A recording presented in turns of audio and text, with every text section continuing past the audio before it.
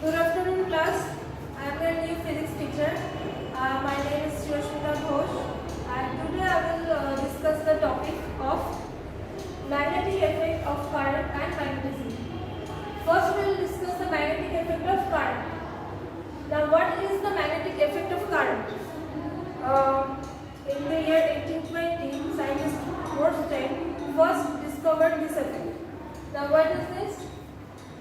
He discovered that when a current or a flow of electron is going through in a current carrying conductor or a wire, then electric field or a magnetic field will be induced in this way. That is, if the direction of the current is in this direction, then there will be a magnetic field produced in a plane which is perpendicular to the plane of the current. That is, both of them will be in a perpendicular position. Now, what is the importance of Worsted experiment? Now, students, nowadays we see that when we put on the switch of a fan, it starts to move. So, this happens because of we can use electric motor. And electric motor is a practical, we get electric motor with the help of Worsted experiment. Actually, Worsted experiment is a link between electrical and magnetic effect, because this is the first time when world came to know that if we pass an electric current, then we can produce a magnetic field. So it's a link between electrical and magnetic effect. Another is, it's a practical demonstration of the magnetic field production by the electric flow. And we are able to make electric motor, electromagnet. We know that these all are very important things in our daily life. So now we will discuss about this magnetic field. And one important thing is this, that this field will sustain as long as the current will flow through this conducting wire. If we stop the current to flow, then this magnetic field will just disappear. Now the unit of this magnetic field is Tesla. And we denote this magnetic field B. So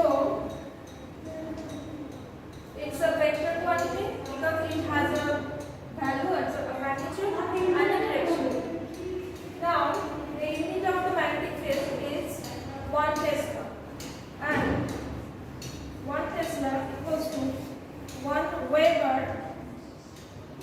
per meter square. That is 1 Weber meter to the power minus 2. And we know that Weber is the unit of magnetic flux. Now, what is the magnetic flux? Magnetic flux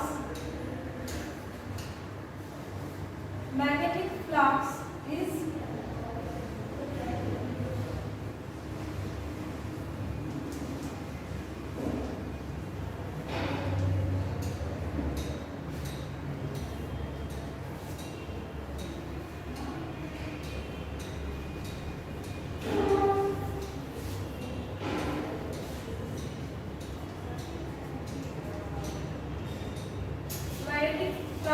the magnetic field lines per unit area.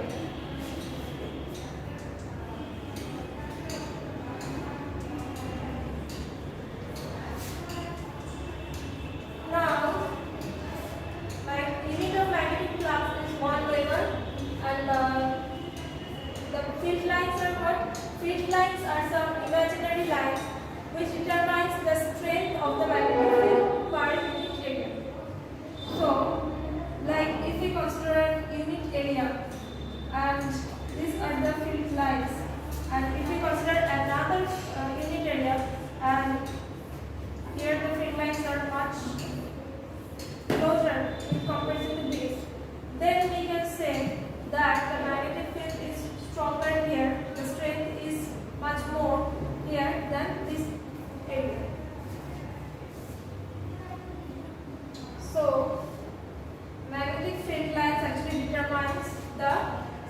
of the magnetic field, and also it determines the direction of the magnetic field. If we draw a tangent through a point of this field line, suppose first if we draw a bar magnet, then the field lines will be in this manner.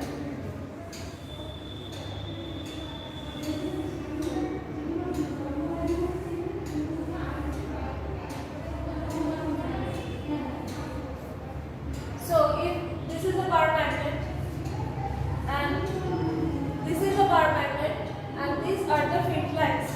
Now we can see from this that these field lines are continuous loops. There is no discontinuity here, and we also can see that these lines are almost parallel to each other. So we can say that field lines, if we draw a tangent at a point of this field line, then the direction of this tangent will determine the direction of the magnetic field.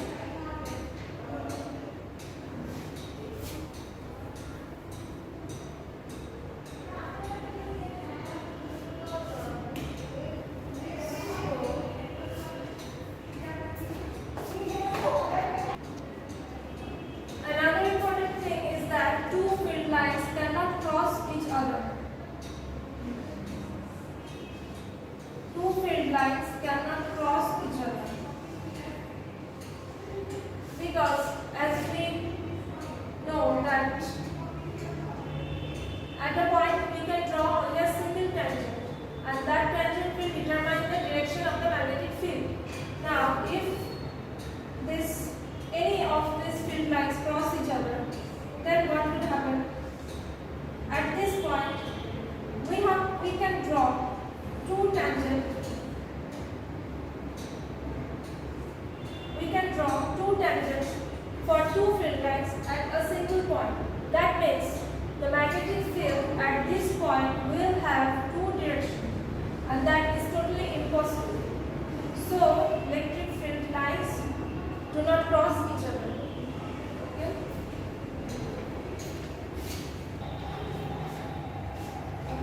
Now we will discuss about another law, which is called Ampere's swimming rule. It is not a law, it's a rule.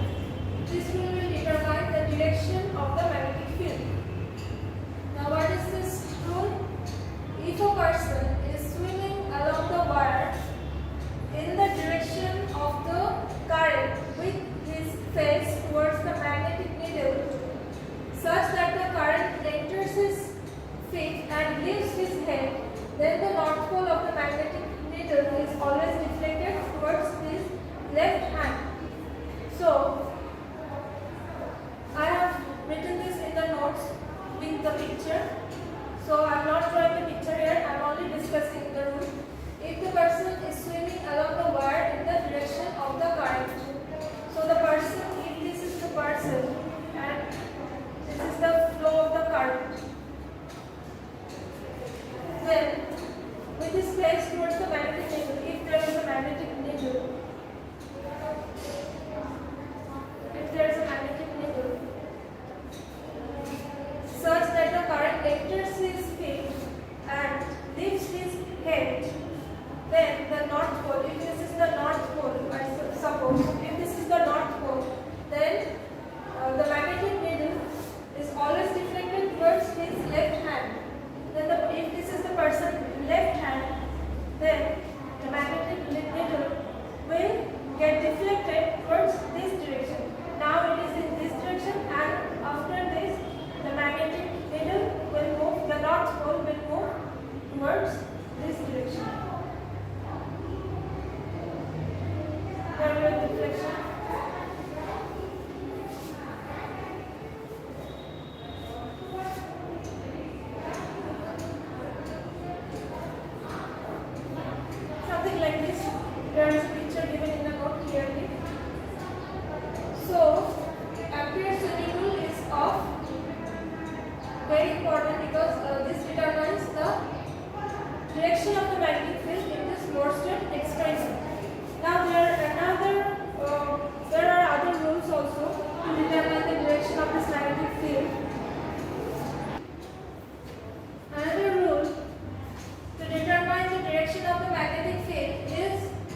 right hand thumb rule.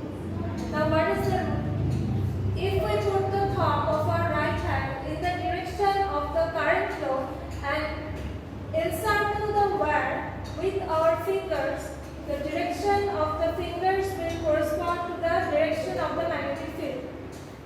Like, if this is the wire and this is the magnetic field, then if we just, according to this law, if we just grab this wire in this way, then our thumb will be in the direction of the flow of the current, and these fingers, the curve, will determine the direction of the magnetic field, like this.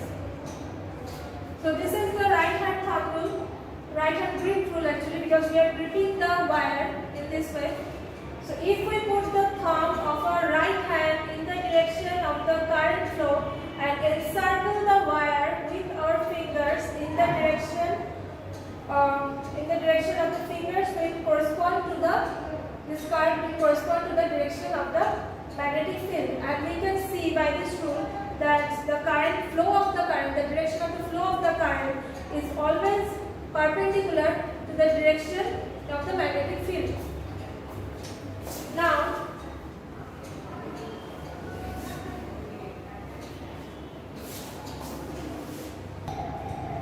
another rule to determine the worsted experiments, the magnetic field in the worsted experiments, is Maxwell's corkscrew rule, or also called Maxwell's right hand screw rule.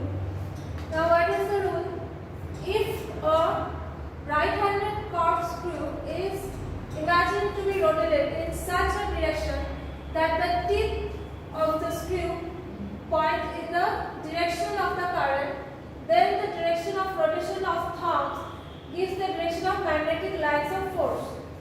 So, if this is the corkscrew and if it is rotated in such a direction that if this is the tip, then the current will be along this direction, perpendicular direction, and with the magnetic field which is in this direction.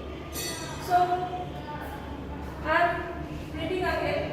If a right-handed corkscrew is imagined to be rotated in such a direction that the tip of the screw points in the direction of the current, this is the tip and this is the direction of the current, then the direction of rotation of thumbs, when we are going to just moving this corkscrew, the direction of the thumb, the right hand thumb, if this is the direction of the current, then our thumb is moving in this direction because it's a right-handed screw.